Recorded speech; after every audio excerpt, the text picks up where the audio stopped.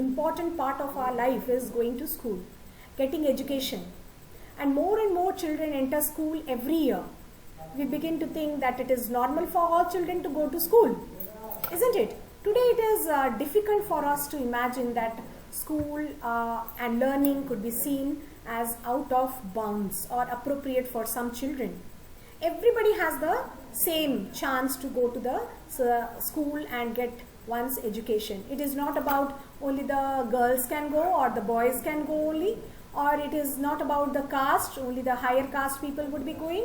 Now all of them can go to school and get their education because of one of the fundamental rights, which says that the right of what? Equality. Isn't it? Right to get education. That is some of our fundamental rights given in the Constitution, which ensures that we can go and get our education.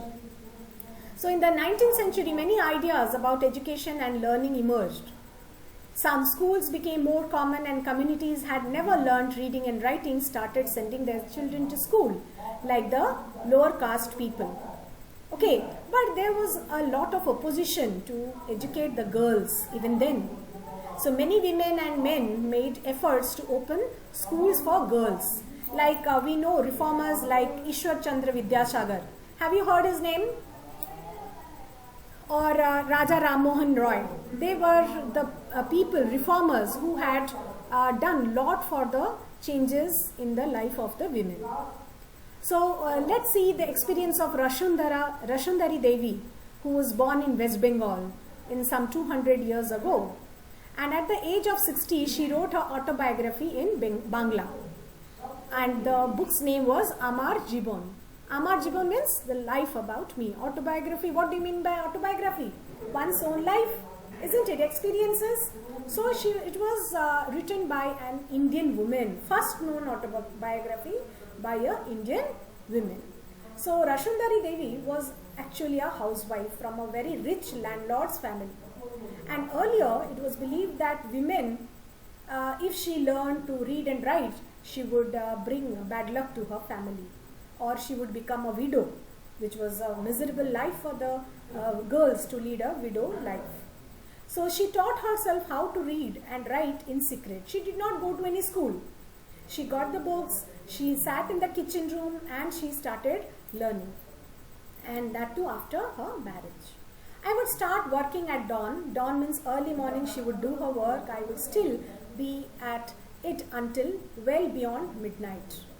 And I had no rest in between. I was only 14 years old at the time I came to nurture a great longing. I would learn to read and write. I would read religious manuscripts.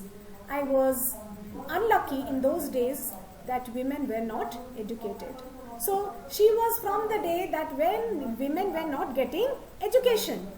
Okay, but she did her education. She also read the religious books written in our Hindu mythology, and women do not read. How will I do it? She first she started thinking about it, and she was reading a manuscript of Chaitanya Bhagavat, that means a life of a saint. And later, the days as she sat in the kitchen, she heard that her husband say to her eldest son. What was her eldest son's name? It was Bipin. I have left my Chaitanya Bhagat somewhere. That means he was also searching for that. And when I asked for it, bring it in. He left the book there and went away. And when he left the book over there and went away, she would secretly take that and take out the pages and read it carefully, hiding it carefully. Okay, she did not show anybody that she could read and write, and she did everything very secretly. And that means, what does it show? That it was her own interest that made her learn about it. Okay, she got her learning because she was interested. If she wouldn't have been interested, there were so many women. Why not all the women name are on the book? Why do we read only about Rasundhari Devi? It is because of her interest that have brought about a change in the society, thoughts of the people in the society also.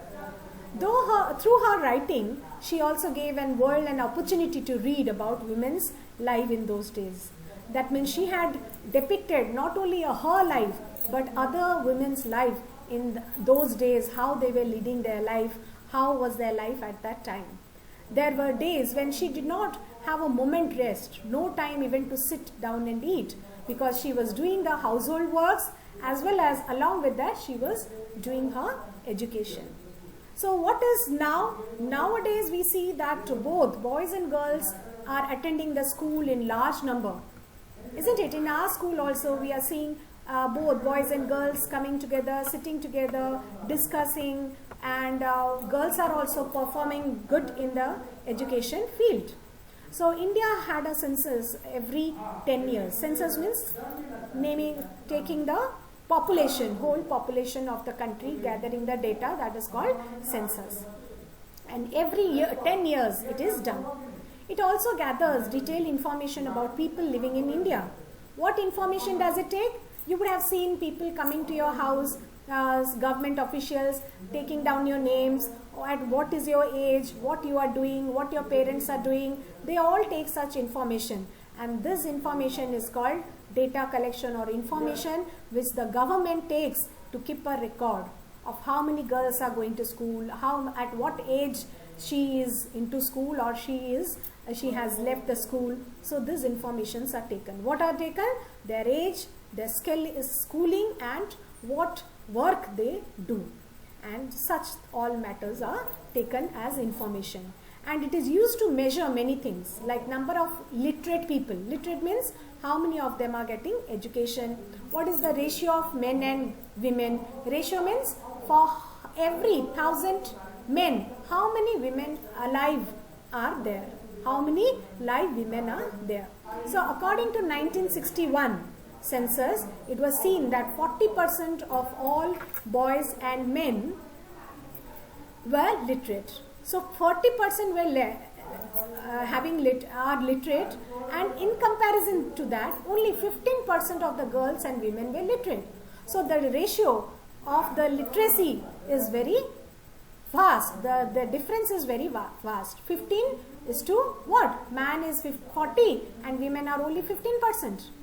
But in recent census that was taken in 2001, it shows that 76% for the boys and men and 54% for the girls and women. That means the proportion has increased or not?